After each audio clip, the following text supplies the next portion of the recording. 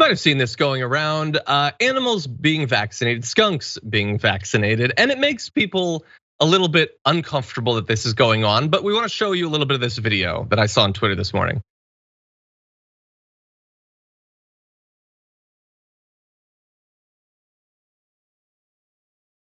There you see the skunk holding it down, making sure it gets its medicine.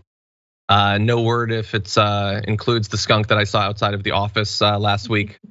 But you can see the needle seems really big in comparison to the size of a body of a skunk.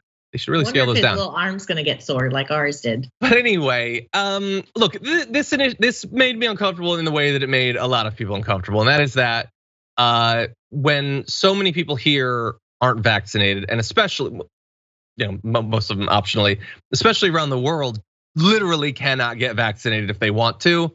Seeing a skunk get vaccinated, as much as I love animals and love skunks, they're adorable, it makes people uncomfortable. I wanna give you one fact. This might or might not change your mind. It only kind of changes my mind a little, but apparently it's a zoo at Zoo Tampa. No recorded COVID cases among its animals. That zoo and other zoos are not using Moderna, Pfizer, or J&J. They're using an experimental vaccine developed by the veterinary pharmaceutical company Zoetis. So it's not like these doses could be used on people, but even so, like just the reminder that we have capacity that in theory could be used for that. And just we and other powerful rich countries are just like, if Haiti's got 0.6% one dose, if the Congo has 0.1, we can get it if we want. And so I guess that's all that matters. Am I the bad guy? Are we the bad people if we are bothered by this a bit? I think it's important to, obviously, we need to make sure that there is access to the vaccine globally for every human being on the planet. So that's a priority.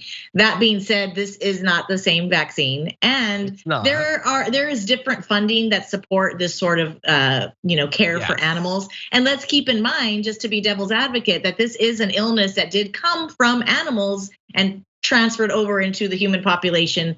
Theoretically, we don't know for sure. So we do need to make sure that we are controlling the virus and its, ability to mutate within the animal strata. So this might be something necessary, even though it sounds kind of ridiculous. Sure. Even though it stinks. Okay. Yeah, am I just being a stinker? Is that what's going on? Anyway, no, because it sounds ridiculous. But if you think about it, if we do control illnesses in animals, then that can prevent us from getting sick. And it's not a zero-sum thing, but it just reminds me of how much it bothers me. There have been animals that have died of COVID in the zoo, and I think skunks are part like feline. I think they're of the feline genre, and it's the cats that have been. Yeah, that's true. That's true. I would have loved if instead it was sheep being vaccinated, because then you would have had the right wingers think, why don't you just use ivermectin on them? Like, so it is for animals. I see. No, sheep. They're just sheep. They're just sheep.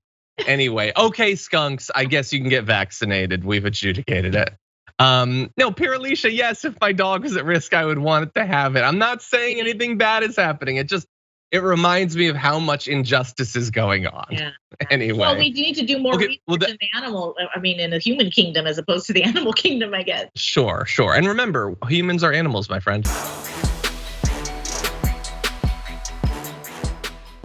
For more political news breakdowns, interviews, stories of activism, and me trying my hardest to care about the occasional big celebrity news story, subscribe to our YouTube channel at youtube.com/thedamagereport. And you can ring the bell wherever it is so you don't miss anything.